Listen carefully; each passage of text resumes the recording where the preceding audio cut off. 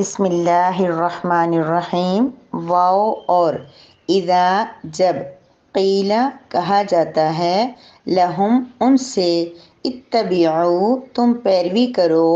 ما اس کی جو، انزلا نازل کیا، اللہ نے، قالوا تو وہ کہتے ہیں، بلکہ، نتبع ہم پیروی کرتے ہیں، ما اس کی جو، الفی پایا، نا ہم نے، علیہ اوپر ہی اس کے، آباءنا اپنے آبا اجداد کو، کیا، واو اور لو اگرچہ، کانا ہوں، آبا اجداد، ہم ان کے، لا نہ وہ، یعقلون عقل رکھتے ہوں، شیئن کسی چیز کی، واو اور لا نہ ہی، یہتدون وہ ہدایت یافتہ ہوں۔ وَإِذَا قِيلَ لَهُمُ اتَّبِعُوا مَا أَنزَلَ اللَّهُ اور جب ان سے یہ کہا جاتا ہے کہ تم اس کلام کی پیروی کرو جو اللہ تعالیٰ نے نازل کیا ہے، تو قالوا بل نتبع ما الفینا علیہ آباءنا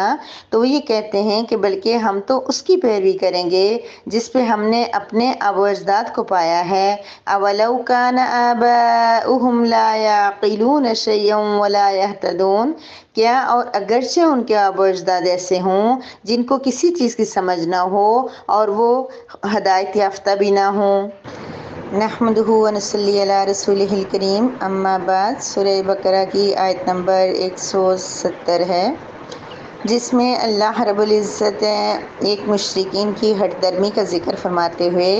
ہمیں بھی اس بات کی یاد دہانی کروا رہے ہیں کہ ہم میں بھی اگر ایسی کوئی بات ہے تو ہم نے اس سے اجتناب کرنا ہے۔ وہ کیا ہے کہ نبی کریم صلی اللہ علیہ وسلم نے ایک مرتبہ مشرکین مکہ کو جمع کر کے بہت زیادہ دلائل دیے، بہت سمجھایا، یہاں تک کہ ان کے پاس کوئی ریزن باقی نہیں رہی کہ وہ اللہ کا انکار کریں، توحید کا انکار کریں۔ تو آخر میں انہوں نے یہ کہہ دیا کہ ہم اس لیے ان بتوں کی عبادت کرتے ہیں کہ ہمارے آبا اجداد نے ایسا کیا تھا۔ اسی طرح حضرت ابراہیم علیہ السلام نے جب دعوت دی اور ان کو سمجھانے کی کوشش کی کہ تم ان بتوں کو مانتے ہو، حالانکہ یہ سنتے نہیں ہیں، دیکھتے نہیں ہیں، سمجھتے نہیں ہیں، تو انہوں نے بھی یہ کہہ دیا تھا کہ ہم اس لیے کرتے، جب ان کے پاس کوئی جواب نہیں رہا، دلیل نہیں رہی، تو انہوں نے کہا ہم اس لیے ایسا کرتے ہیں کہ ہمارے آبا اجداد نے ایسا کیا تھا۔ اور آج کا چلیں، یہ تو مشرکین ہو گئے جو اللہ کو مانتے ہی نہیں ہیں، اللہ تبارک و تعالیٰ ان کو ہدایت دے سب کچھ، لیکن مسلمان کیا کرتے ہیں؟ مسلمان بھی بعض ایسی چیزیں جن کا شریعت سے،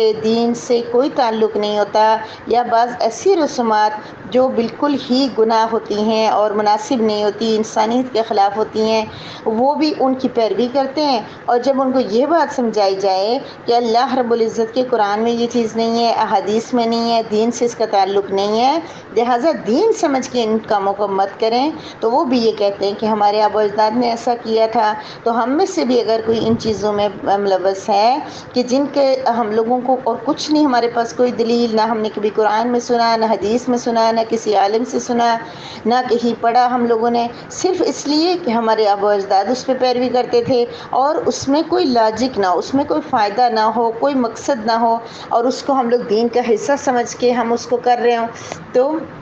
یہ بھی بہت بڑا پھر گناہ ہوگا۔ اصل میں بدعت کو ہمیں سمجھنا بڑا ضروری ہے۔ بدعت وہ چیز ہوتی ہے کہ اگر جیسے کہ کوئی ایسا کام کیا جائے کہ وہ بے شک اچھا کام ہے، لیکن اس کو ہم لوگ دین کا حصہ سمجھ کے، یا یہ کہہ کے ہم اس کو کریں کہ یہ قرآن میں ہے، یہ حدیث میں ہے، جبکہ وہ قرآن و حدیث میں موجود ہی نہ ہو، یا صحابہ نبی کریم صلی اللہ علیہ وسلم سے ثابت ہی نہ ہو۔ ٹھیک ہے، ایسا وہ کام اگر اچھا ہے تو ہم اس کو کر سکتے ہیں، کرنے میں تو بہت ثواب ہوگا، لیکن جب ہم اسی کام کو یہ کہہ کے کریں گے کہ یہ ضروری ہے، فرض ہے، واجب ہے، سنت ہے، اور وہ ایسا نہیں ہے، تو پھر وہاں پر ہمیں کیا ہوگا؟ اس بدعت کا گناہ ہوگا، وہ بدعت بن جائے گی۔ تو اسی طرح سے اگر کچھ چیزیں ایسی ہیں جو ہمارے آبا اجداد کرتے تھے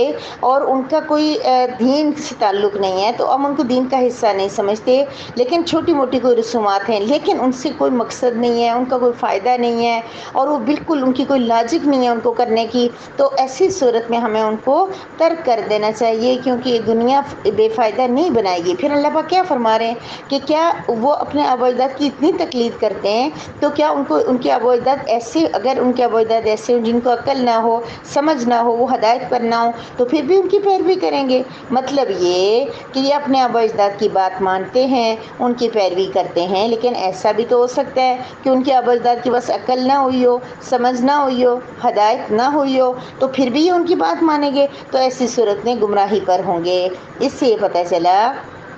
کہ ایسے عالم، ایسے علماء جن کو ہم سمجھتے ہیں، اچھی طرح ہمیں پتہ ہے ان کے بارے میں کہ قرآن و سنت میں ان کو عبور ہے اور انہوں نے قرآن و سنت کا صحیح طرح سے علم حاصل کیا ہے، اس کے بعد وہ مسائل استنباط کرتے ہیں، اجتہاد کرتے ہیں، تو پھر ہمیں ان کے اس پہ عمل کرنا پڑے گا، کیونکہ ہم میں سے ہر ایک نہیں یہ کر سکتا کہ ایک ایک مسئلے کو دیکھے، تو ہم نہ ہمارے پاس اتنی سمجھ ہوتی ہے کہ ہم لوگ پورے قرآن عربی میں احادیث اور ایک ایک جو ہے نا فقہ کا بہت بڑا ٹاپک ہے، 5 سال 8 سال لگا کے پڑھنے کے بعد بھی باتیں سمجھ میں نہیں آتی، تو وہ ہم لوگ خواتین ہو گئے یا عام لوگ ہو گئے،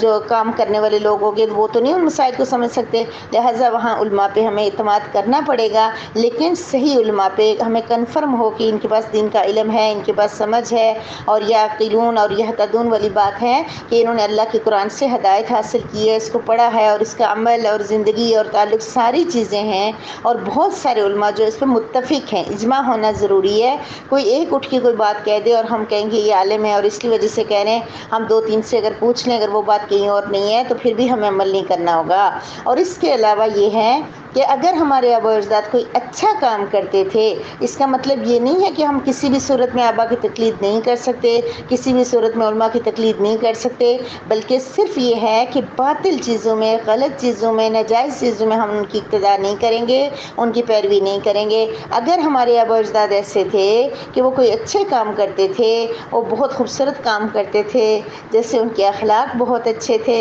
جیسے ان کے ساتھ ان کی جو سخاوت بہت اچھی تھی، یا کوئی بھی ایسا کوئی اچھا کام ہے، تو پھر ہمیں اپنے آبا کی، اپنے والدین کی تقلید کرنی چاہیے۔ ہمیں دیکھنا چاہیے کہ ہمارے والدین کی کیسی نیک نامی تھی، ہمارے دادا وغیرہ کیسے تھے، ہمارے اس سے پہلے والے کیا ریپوٹیشن تھی، اس کے مطابق ہمیں عمل کرنا چاہیے، ان کی پیروی کرنی چاہیے۔ لیکن اگر ہمارے آباء اجداد کہیں خدا نہ خواستہ کسی غلط کام میں ملوث تھے، تو پھر ہمیں ان کی تقلید صرف یہ کہہ کے کہ ہمارے آبا نے ایسا کیا ہے، ہمیں نہیں کرنی چاہیے۔ صاف اللہ پاک نے بتا دیا کہ ان کفار اور مشرکین کی یہ عادت ہے کہ جب ان کو یہ کہا جاتا ہے کہ اتبعوا ما انزل اللہ، جو اللہ رب العزت نے نازل کیا اس کی پیروی کرو، تو آگے سے یہ کہہ دیتے ہیں کہ ہم تو اس کی پیروی کر رہے ہیں جو اللہ رب العزت نے ہم پہ، جو ہمارے آباء اجداد کرتے تھے، تو صرف آباء و اجداد کو کام کرنے سے وہ کام جائز نہیں ہو جاتا۔ اچھا، اس کے علاوہ ہمیں یہ بھی بہت قرآن کریم میں بار بار آئے گا والدین کی اطاعت کریں یا اس طرح، لیکن اگر والدین ہمیں اللہ کی نافرمانی کے لیے کہیں، وہ تو ہمیں پتہ ہے کہ وہ ہم نے نہیں کرنی، لیکن کوئی ایسا کام ہو جس کو عقل و شعور تسلیم نہیں کرتا، مثلا والدین کسی کو کہیں اپنے بچے کو آگ میں کود جاؤ، تو اس سے منع کرنا اس کے لیے ضروری ہوگا، تب اس کے لیے اطاعت جائز نہیں ہے، کیونکہ عقل یہ کہتی ہے کہ آگ میں کودنا ٹھیک نہیں ہے، نقصان دہ ہے۔ تو اس طرح سے ایسی چیزیں جن کے اندر عقل، جن کو عقل سلیم جسے کہتے ہیں، وہ جن چیزوں کو تسلیم نہیں کرتی، ان پہ ہم لوگوں کو احتیاط کرنی چاہیے، ان کو پورا نہیں کرنا چاہیے، یعنی کہ جذبات اور تعصبات کو الگ رکھ کر خالصتاً عقل سلیم کی بنیاد پر تمام حقائق پر غور کرنا چاہیے۔ آج بھی اگر اہل بدعت کو سمجھائیں تو وہ یہی کہتے ہیں کہ ہمارے آباء و اجداد ایسا کرتے تھے، حالانکہ ایسا نہیں ہوتا۔ دینی بصیرت سے بے بہرہ اور ہدایت سے محروم جو لوگ ہوتے ہیں، وہی ایسا کر سکتے ہیں۔ البتہ دلائل شریعت کے مقابلے میں آبا پرستی یا اپنے علماء و ائمہ کی اتباع بھی غلط ہے۔ دلائل شریعہ کے مقابلے میں، یعنی دین کے شریعت کے احکامات واضح ہیں، کلیئر ہیں، تو اس کے بعد ہمیں اس مسئلے میں اپنے آبا کی بھی پیروی نہیں کرنی، علماء اور ائمہ کی بھی پیروی نہیں کرنی، اگر وہاں پر ہمیں پتہ ہے کہ قرآن و حدیث میں یہ چیز موجود ہے اور وہ ہمیں ایسا بتا رہے ہیں، تو پھر اللہ تبارک و تعالیٰ سے دعا کریں کہ اللہ رب العزت ہمیں اس سے دلدل سے، مسلمانوں کو اس دلدل سے، کسی بھی طرح کی ایسی اندھی تکلیف سے کہ جو دین کے لیے ان کے لیے مناسب اور اچھی نہ ہو، اس کی پیروی کرنا جائز نہیں ہے۔